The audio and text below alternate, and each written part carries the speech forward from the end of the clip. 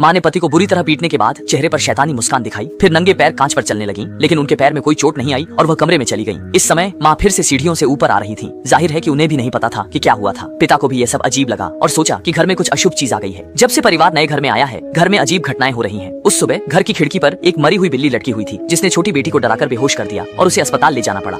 वापसी में पड़ोसी की गाड़ी रास्ते में आ गई। पिता ने सोचा कि पड़ोसी से बात करें, लेकिन दरवाजे के अंदर जाते ही देखा कि जमीन पर सड़ी पसलियां पड़ी हैं और पहाड़ी का रूप भी अजीब था। घर के अंदर देखा तो खून से लथपथ जानवर भरे थे। पिता ने सोचा कि उन्होंने किसी चीज पर पैर रखा है, लेकिन वह मरी मुर्गी निकली, जिससे पसीना छूट गया। तभी पड़ोसी पीछे से आ गया और घूरने लगा।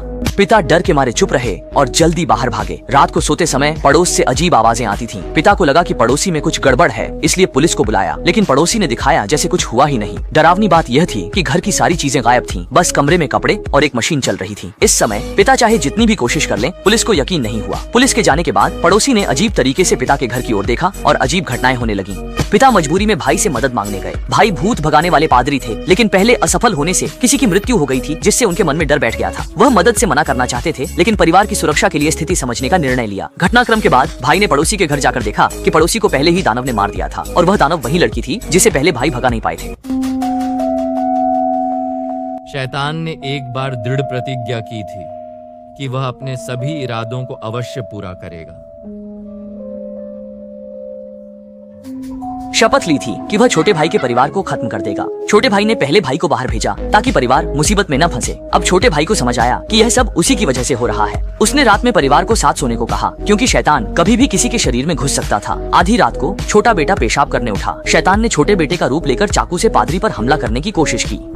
चेहरे पर आते ही वह रुक गया। पादरी पहले से तैयार था, उसने सब कुछ कैमरे में कैद कर लिया। अब शैतान और भी शक्तिशाली हो गया है और भाई अकेले इसे नहीं बदल सकता, इसलिए उसने बड़े भाई से मदद मांगी। छोटे भाई ने बताया कि अब बड़ी बेटी ही शैतान है, क्योंकि उसने रात को पानी में पवित्र जल मिला दिया था और सुबह बड़ी बेटी ने नहीं पिया, जिससे यह साफ हो गया कि वह पवित्र जल का गिलास था। उसे सावधान रहने को कहा और फिर एयरपोर्ट पर बड़े भाई को लेने गया, लेकिन बड़े भाई ने कहा कि मैंने तुम्हें लेने के लिए नहीं कहा था। तब छोटे भाई को एहसास हुआ कि वह शैतान के जाल में फंस चुका है। घर में खतरा है, ये सोचकर कुछ लोग जल्दी लौटने लगे। रास्ते में अचानक कौवों का झुंड दिखा, जिससे दृश्यता बाधित हो गई और गाड़ी खाई में गिर गई, जिससे वे बेहोश हो गए।